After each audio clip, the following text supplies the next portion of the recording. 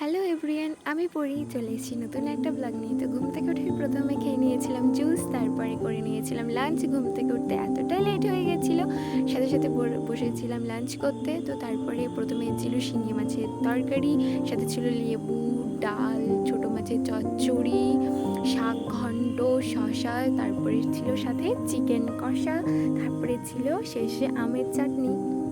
ভালোভাবে লাঞ্চটা কমপ্লিট করে আমি দাদাভাইকে গুনে গুনে ওষুধ দিচ্ছিলাম, কারণ ও রোজ ওষুধ খেতে হয়, গীতা ওষুধ। তারপরে মাসিমণি আমাকে দিয়েছিল আম মাখা। আম মাখা খাওয়া কমপ্লিট করে আমি দাদাভাইকে অনেক রিকোয়েস্ট করার পরে দুজনে মিলে ঘুরতে বেরিয়ে পড়েছিলাম। তো আমরা ঘুরতে বেরিয়েছিলাম, তারপরে রাস্তায় আমাদের প্ল্যান হয় আমরা একটা দিদিভাইয়ের বাড়িতে যাব। তো দিদিভাইয়ের বাড়িতে যাওয়ার রাস্তায় এত সুন্দর সুন্দর আমরা ভিউ পেয়েছিলাম, দারুণ। আমরা অনেক ছবি তুলিনি, বাট আমরা অনেকগুলো ভিডিও ক্লিপস নিয়েছিলাম। তারপরে আমরা একটা জায়গায় দাঁড়িয়েছিলাম, সেখানে দাঁড়িয়ে দাঁড়িয়ে আমরা অনেকগুলো ভিডিও ক্লিপস নিয়েছিলাম। খুবই ভালো ছিল, শান্ত পরিবেশ ছিল। তারপরে দিদিভাইয়ের বাড়িতে পৌঁছে গেছিলাম, অনেক আড্ডা দিয়েছিলাম, সেসব ভিডিও ক্লিপস নেওয়া হয়নি, ভুলে গেছিলাম।